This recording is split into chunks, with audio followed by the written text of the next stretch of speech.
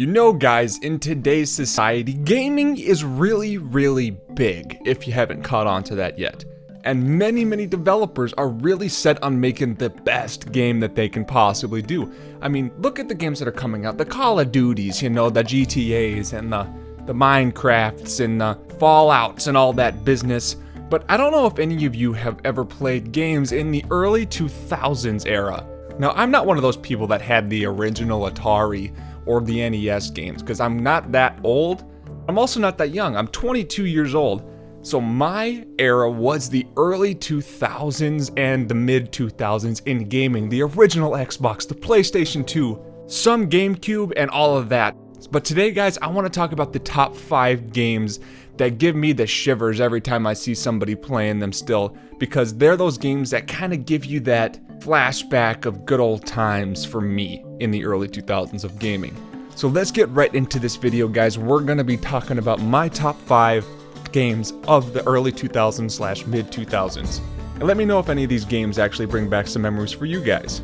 Or which one is your favorite? Leave it in the comments. I would love to read it. So let's get right into it. The first one I'm talking about, guys, is the NFL Street series.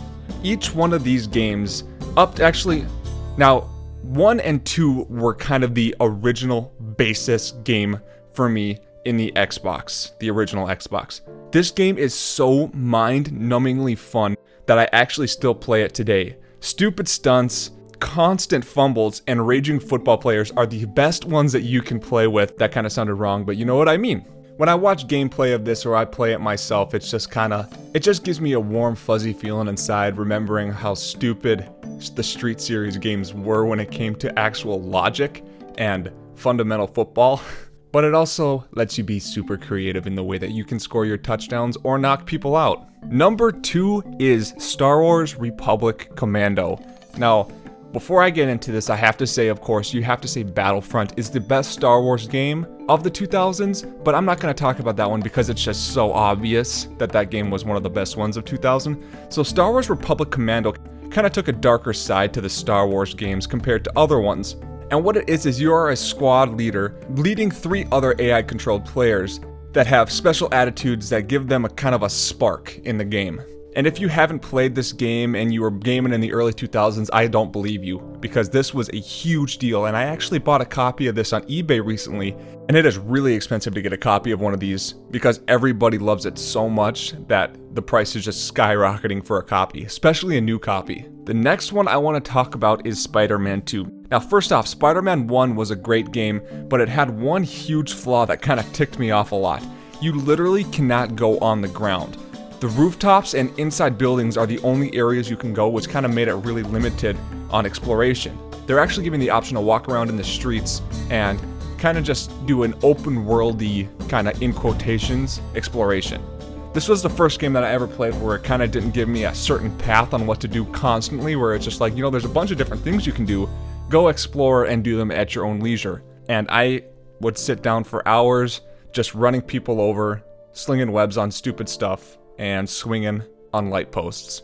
Absolutely the best time I've ever had in a superhero game. Number 4, we have Ty, the Tasmanian Tiger. Okay, and I'm laughing because this game is just so ridiculous. I put it in here simply because it was something that I remember sitting down and playing for hours, passing the controller around with friends every time we died, and that was just a great memory for me, playing this game. It wasn't really the greatest game in the critic mind, so to say, but it's still something that brings back great memories for me.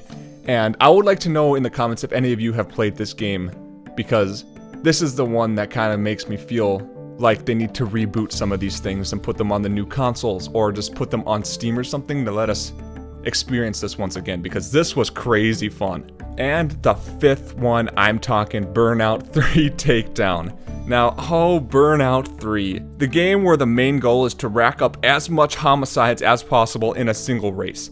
Yeah, you can go to the finish line and just finish first if you'd like, but that gives you the option for you to be the only one that finishes.